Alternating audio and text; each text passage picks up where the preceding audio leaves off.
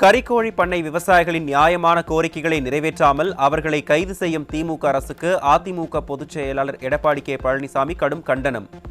10 பேரை பொங்கல் அன்று விடியா திமுக அரசின் காவல்துறை கைது செய்து சிறையில் வைத்துள்ளது கண்டனத்திற்கு உரியது என்ற புரட்சித் தமிழர் அவர்களை உடனடியாக விடுதலை செய்ய வலியுறுத்தல். கறிக்கோழி பண்ணை விவசாய சங்கத்தினரையும் நிறுவனங்களையும் உடனடியாக அழைத்து முத்தரப்பு பேச்சுவார்த்தை நடத்த வேண்டும். கறிக்கோழி பண்ணையாளர்களின் நியாயமான கோரிக்கைகளை உடனடியாக நிறைவேற்ற விடியா திமுக அரசின் பொம்மை முதல்வருக்கு எதிர்க்கட்சித் தலைவர் எடப்பாடி கே பழனிசாமி வலியுறுத்தல்.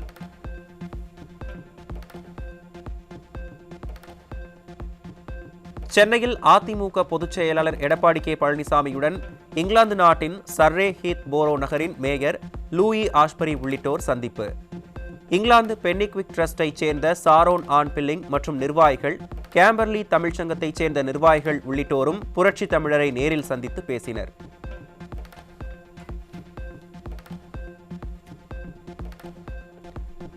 கழக நிறுவன தலைவர் புரட்சித் தலைவர் டாக்டர் எம்ஜிஆரின் 109வது பிறந்த நாளை முன்னிட்டு அதிமுக தொண்டர்களுக்கு கழக பொதுச் செயலாளர் எடப்பாடி கே பழனிசாமி மடல். எங்கள் தங்கத்தின் பிறந்த நாள், சிவப்பு சிங்கத்தின் பிறந்த நாள், அதிமுக எனும் மாபெரும் மக்கள் பேரியக்கத்தை உருவாக்கிய மக்கள் திலகத்தின் பிறந்த நாள் என புரட்சி தமிழர் நிகழ்ச்சி.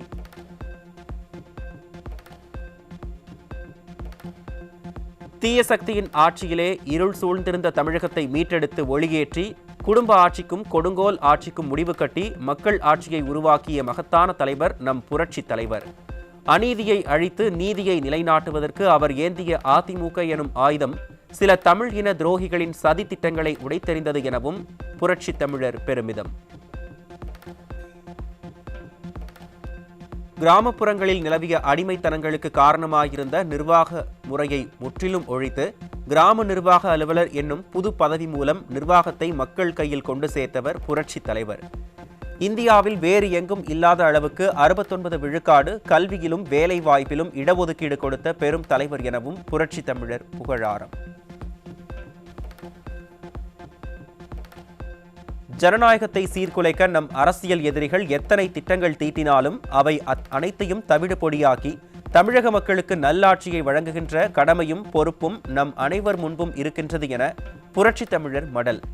புரட்சி தலைவர், புரட்சி தலைவி அம்மா ஆகிய இரு பெரும் தலைவர்கள் மறைந்தாலும் நம்மை வெல்ல எவராலும் இயலாது என்பதை உலகிற்கு உணர்த்தி காட்ட வேண்டும் எனவும் சூளுரை.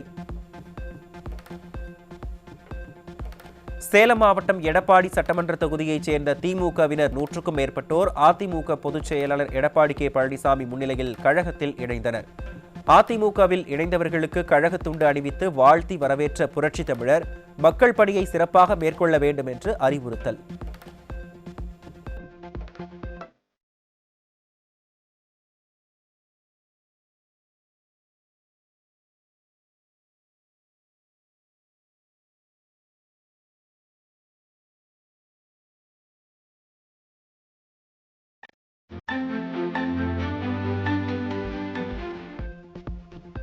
கோவை சென்னனூரில் 51ஆம் ஆண்டாக தென்கரை மக்கள் பொதுநல சங்கத்தின் சார்பில் பொங்கலை முன்னிட்டு நடைபெற்ற பல்வேறு போட்டிகளில் வெற்றி பெற்றவர்களுக்கு பரிசுகளை வழங்கினார் முன்னாள் அமைச்சர் எஸ்.பி. வேலுமணி. சாதி மதம் வேறுபாடு இன்றி அனைவரிடமும் சமமாக பழகி அனைவருக்கும் உதவிகளை செய்து வருவது அதிமுக மட்டுமே என முன்னாள் அமைச்சரும் அதிமுக தலைமை நிலைய செயலாளருமான எஸ்.பி. வேலுமணி பெருமிதம். ஜாதி சமுதாய வேறுபாடு கட்சி வேறுபாடு பார்க்கறதில்ல. நான் அமைச்சராக இருக்கும்போது நிறைய எல்லாத்துக்குமே நாலேஜ் வாங்கி கொடுத்தோம். நிறைய பேர் சொல்ல நல்லா இருக்காது. நிறைய திராவிட முன்னேற்ற சேர்ந்த பொறுப்பாளருடைய மேடமும் நான் வாங்கி கொடுத்துருக்கேன். எப்பவுமே யாரையும் பார்க்கறதில்ல, எல்லாத்துக்கும் உதவி பண்ணியிருக்கோம். கொரோனா வந்த போது தெரியும், எல்லாருமே எங்க குடும்பம் பார்த்து ஒவ்வொரு வீட்டுக்கு ஒரு பாஸ் போட்டு வீட்டுக்கு போய் தேவையான பொருள் போட்டு எல்லாம் லாக்டவுன் ஆயிடுச்சு, யாரும் வெளியே போக முடியல. ஒவ்வொரு வீடு வீட தேடி போய் ஒரு பாஸ் போட்டு தேவையான பொருள் போட்டு வீடு வீட கொடுத்தோம். அதிமுக அமைப்பு செயலாளரும் முன்னாள் அமைச்சருமான பி. தங்கமணி மாட்டுப் பொங்கல் பண்டிகையை கொண்டாடினார். சென்னையில் மாடுகளுக்கு பூஜை மற்றும் அலங்காரம் செய்யப்பட்டு பாரம்பரிய முறையில் பொங்கல் கொண்டாடப்பட்ட நிலையில் தமிழர் பண்பாடு, உழவின் பெருமை, கால்நடைகளின் பங்கு நினைவூட்டப்பட்டதாக முன்னாள் அமைச்சர் பெருமிதம்.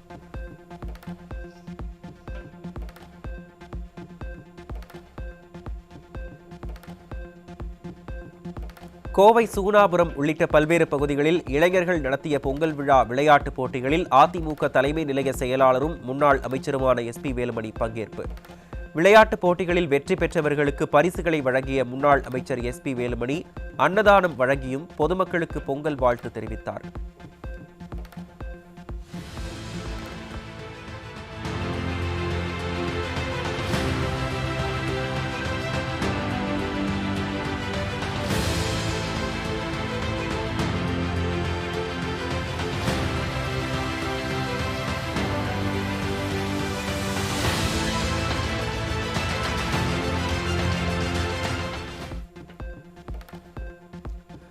கழக பொதுச் செயலாளர் எடப்பாடி கே பழனிசாமி மீண்டும் முதல்வராக வேண்டி ஈரோடு வழியாக பழனிக்கு பாத யாத்திரையாக செல்லும் பக்தர்களுக்கு அதிமுக நிர்வாகிகள் அன்னதானம். அதிமுக முன்னாள் அமைச்சர்கள் தங்கமணி, KV ராமலிங்கம், முன்னாள் சட்டமன்ற உறுப்பினர் KS தென்னரசு உள்ளிட்டோர் பக்தர்களுக்கு அன்னதானம் வழங்கினர்.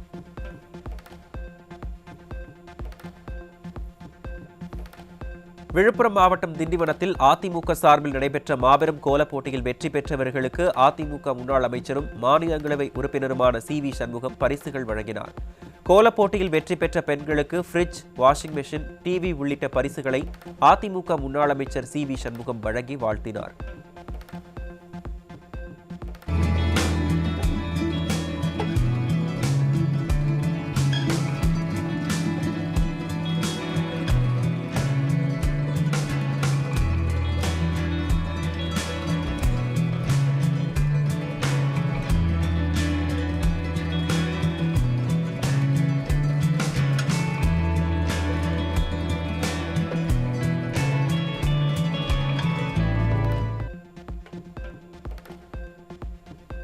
கல்வி மற்றும் வேலைவாய்ப்பில் வன்னியர்களுக்கு உள் இடஒதுக்கீடு வழங்கலாம் என்று உச்சநீதிமன்றம் ஆணையிட்டு 1388 நாட்களாகியும் வன்னியர்களுக்கு இடஒதுக்கீடு வழங்குவதற்கு திமுக அரசு மறுத்து வருவது கண்டிக்கத்தக்கது. சமூக நீதிக்கு இழைத்த துரோகங்களுக்காகவும் மக்களுக்கு சமூக நீதி வழங்க தவறியதற்காகவும் வரும் தேர்தலில் திமுகவுக்கு மக்கள் கடுமையான தண்டனை அளிப்பார்கள் என பாமக தலைவர் அன்புமணி ராமதாஸ் காட்டம். சமூக நீதிக்கு நிறைய துரோகங்களை செய்துவிட்டு சமூக நீதியை காப்பாற்றுவதாகவே அவதாரம் எடுத்தது போல முதலமைச்சர் பேசுவது கண்டிக்கத்தக்கது என பாமக தலைவர் அன்புமணி சாடல். பட்டியல் இன மக்களுக்கு உரிய இடஒதுக்கீடு வழங்கவில்லை என உச்சநீதிமன்றம் கண்டித்த நிலையில் இந்த விஷயத்தில் திமுக அரசு முழுமையாக தோல்வியடைந்திருப்பதாகவும் சமூக அநீதியின் அடையாளமாகவே இந்த அரசு செயல்படுவதாகவும் விமர்சனம். பிப்ரவரி முதல் மே மாதம் வரை மாலை நேர மின் தேவையை சமாளிக்க ஒரு யூனிட் மின்சாரத்தை ₹9.50 வாங்க துடிக்கும் திமுக அரசின் கொள்ளை திட்டத்திற்கு ஒழுங்குமுறை ஆணையம் அனுமதிக்கக்கூடாது. திமுக ஆட்சிக்கு வந்த நாள் முதலாகவே தனியாரிடமிருந்து அதிக விலை கொடுத்து வாங்கும் மின்சாரத்தின் அளவு அதிகரித்துக் கொண்டேதான் செல்கிறதே தவிர குறைந்த பாடில் என பாமக தலைவர் அன்புமணி ராமதாஸ் விமர்சனம்.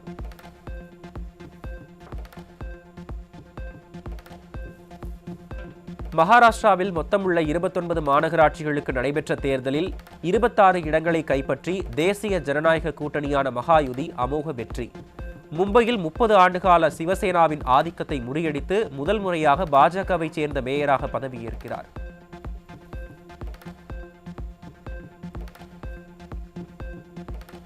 மகளிர் உரிமை தொகை விரிவாக்கம் மற்றும் மடிக்கணினி வழங்கும் விழாக்களுக்கு ஸ்டாலின் தரப்பில் இருந்து அழைப்பு கொடுக்கப்பட்ட போதும் ராகுல் காந்தி புறக்கணித்ததாக தகவல்.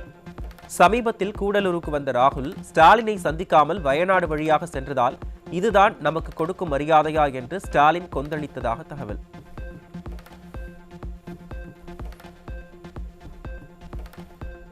ஆட்சி அதிகாரத்தில் காங்கிரஸ் பங்கு கேட்பதில் தவறில்லை என அக்கட்சியின் மூத்த தலைவர் சச்சின் பைலட் கருத்து. ஆட்சியில் பங்கு கேட்பது என காங்கிரஸ் தலைவர்கள் வெளிப்படையாகவே பேச தொடங்கியிருப்பது திமுக தலைமையை சங்கடப்படுத்தியுள்ள நிலையில் கூட்டணியில் மரியாதை குறைவாக மறைமுக குற்றச்சாட்டுகளுடன் அதிகார பங்கீடு கேள்வி மீண்டும் அரசியலில் தீவிரமடைந்துள்ளது. சதுப்பு நிலங்களுக்கு பாதுகாப்பு வழங்க உச்சநீதிமன்றம் உத்தரவிட்டும் சென்னை வேளச்சேரி போன்ற சதுப்பு நிலங்களை பட்டா போட்டு தனியாருக்கு தாரை வார்க்கும் திராவிட மாடல் ஆட்சி. திருவள்ளுவர் தினத்தில் நெறி பேசும் அரசியலுக்கு எதிராக இயற்கை அழிப்பு அவலம் என எழும் கண்டனங்கள். தூத்துக்குடி மாவட்டம் ஆறுமுகநேரி பகுதிகளில் இளைஞர்களின் வாழ்வை சீரழிப்பதற்காக கஞ்சா வைத்திருந்த 7 பேர் சிக்கினர். நாடாளுமன்றத்தில் பல்வேறு சமூக பிரச்சனைகளுக்கு குரல் கொடுப்பது போன்று பேசும் கனிமொழி தனது சொந்த தொகுதியில் இளைஞர்களின் வாழ்வை சீரழிக்கும் இந்த கஞ்சா கும்பலை வேரோடு அறுக்க நடவடிக்கை எடுக்க மனமில்லையா என பொதுமக்கள் கேள்வி. கோவையில் இளைஞர்களின் வாழ்வை சீரழிக்க மெத்தபெட்டமைன் போதைப் பொருள் வைத்திருந்த 5 பேர் சிக்கினர். விடியாத திமுக அரசின் முதல்வர் ஸ்டாலின் போதையில்லா தமிழகத்தை உருவாக்குவதாக கூறிவிட்டு போதைப் புழக்கம் பெருகுவதை தடுக்க தவறிவிட்டதாக பொதுமக்கள் விமர்சனம்.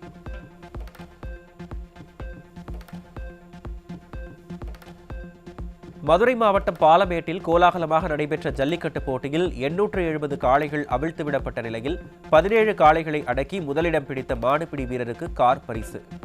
1000 காளைகள் வாடிவாசல் வழியாக போட்டியில் கலந்து கொள்ளக்கூடிய சூழ்நிலையில் 870 காளைகள் மட்டுமே கலந்து கொண்டதால் காளையின் உரிமையாளர்கள் கடும் அதிருப்தி. உருப்படியா காலையில 6 மணிக்கு கொண்டு வந்தோம்னே மாட்டை உள்ள 6 மணிக்கு அனுப்பின மாடு இன்னும் இப்பதானே வெளியே வருது. போடணும் 1200 மாடு டோக்கன் போட்டிருக்காங்க. எதுக்கு அப்படி போடணும்? அவ்வளோ மாடு அவுக்கிற மாதிரி தான் டோக்கன் போடணும், எல்லாம் போடக்கூடாது. இப்போ எல்லா டோக்கன் வந்துருச்சுன்னு நான் கிளம்பி வரேன். இந்த வந்துட்டு இப்போ சும்மா அனுப்பிச்சுடுறாங்க, எந்த ஒருமே இல்லை, அப்படியே அனுப்பிச்சுடுறாங்க. காலையிலேருந்து சோறு தண்ணி இல்லை, ஒன்றுமே இல்லை, பட்னியாக கடந்து அந்த மாடை வச்சு இந்த போயிட்டு இருக்கான். மதுரை மாவட்டம் பாலமேட்டில் நடைபெற்ற ஜல்லிக்கட்டு போட்டியில் மாடுபிடி வீரர்கள், மாட்டின் உரிமையாளர்கள், பெண் பார்வையாளர்கள் உட்பட 37 பேர் காயமடைந்த நிலையில் 8 பேர் மேல் சிகிச்சைக்கு அனுமதி.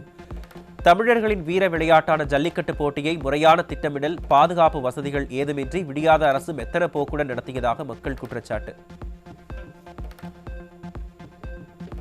காலை 7 மணிக்கு தொடங்க வேண்டிய ஜல்லிக்கட்டு உதயநிதியின் தாமதமான வருகை காரணமாக 9 மணிக்கு தள்ளி போனதால் 100க்கும் மேற்பட்ட காளைகளை அவிழ்த்துவிட முடியவில்லை என காளை உரிமையாளர்கள் குற்றச்சாட்டு.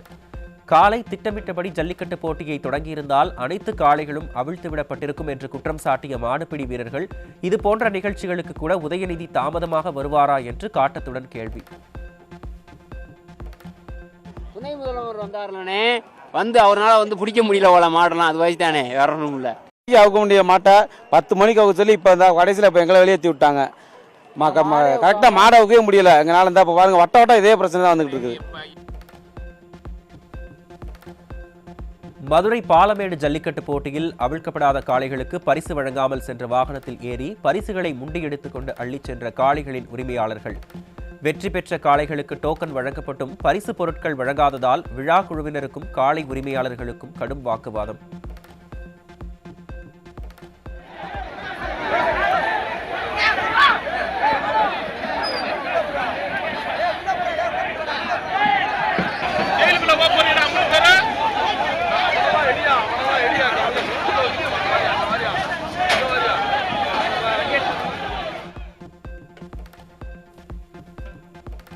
திருச்சி மாவட்டம் திருவெரும்பூர் அருகே சூரியூரில் நடைபெற்ற ஜல்லிக்கட்டு போட்டியில் 668 காளைகளும் 334 மாடுபிடி வீரர்களும் பங்கேற்ற நிலையில் போலீஸ் உட்பட 63 பேர் காயம்.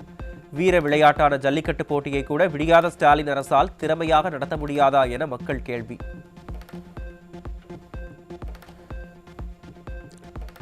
தருமபுரி மாவட்டத்தில் திமுக இளைஞரணி அமைப்பாளருக்கு தலா 5 லட்சமும், துணை அமைப்பாளர்களுக்கு 1 லட்சமும், மற்ற அணி மாவட்ட பொறுப்பாளர்களுக்கு தலா 25,000 திமுக தலைமை சார்பாக வழங்கப்பட்டதாக தகவல்.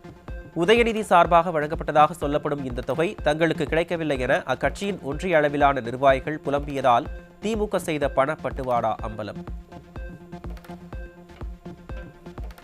தேர்தலில் படுதோல்வி அடையப் போகிறோம் என்பது தெரிந்ததால் கட்சி நிர்வாகிகளுக்கு லட்சங்களில் பணத்தை இணைக்கிறதா திமுக தலைமை என மக்கள் கேள்வி. இந்த பணம் எங்கிருந்து வந்தது? பாட்டிலுக்கு 10, பத்திரப்பதிவில் 10% கமிஷன் என கொள்ளையடித்து சேமித்த பணத்தை பங்கு போட்டு கொடுக்கிறார்களா என்றும் கேள்வி. பொங்கல் பண்டிகையையொட்டி கடந்த 14, 15 ஆகிய தேதிகளில் தமிழகத்தில் உள்ள டாஸ்மாக் கடைகளில் 435 கோடியே 28 லட்சம் ரூபாய்க்கு மது விற்பனை நடைபெற்ற அவலம். குடும்ப செலவுகளை குடிப்பழக்கம் விழுங்கும் நிலையில் டாஸ்மாக் கடைகளை குறைப்பதாக கூறி விடியாத திமுக அரசு இலக்கு வைத்து மது விற்பனை செய்வது அம்பலம். கடந்த ஆண்டு பொங்கல் பண்டிகையையொட்டி 4 நாட்களில் டாஸ்மாக் கடைகளில் 725 கோடி ரூபாய்க்கு மது விற்பனையான நிலையில் இந்த ஆண்டு அதனையும் தாண்டி மது விற்பனை நடக்க வாய்ப்பு. தொழில் முதலீடுகள் மூலம் வருவாய் ஈட்டுவதை விடுத்து மது விற்பனையில் பல கோடிகளை ஈட்டி வருவதன் மூலம் திமுக அரசுக்கு சட்ட ஒழுங்கை பற்றியும் சமுதாய சீர்கேடு பற்றியும் அக்கறை இல்லை என மக்கள் குற்றச்சாட்டு.